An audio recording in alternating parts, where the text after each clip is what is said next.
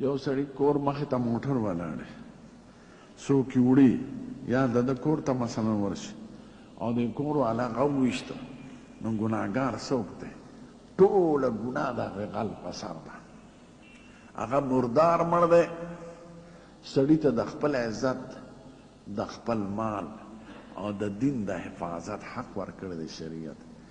که ته مثلا جیب کې د 2 روپۍ وي او په لاره سړی راپاسې درنالي او دغه کوي دی پې، ته پوهېږې چې خرابوي مې پې ولې تا ته د ویشتو حق دی. که هغه مړ شو نو مردار دی. ستا په کور څوک راتلل، ستا ټبر ته، ستا لور ته، او ته پې بیدار شې سړی دې وویشته ولې؟ که جمدی دې نه ویشو ښه په حقو نه دې ویشتې شي، نو د مال، د دین، د عزت، د حفاظت حق شریعت هر مسلمان له ورکړی.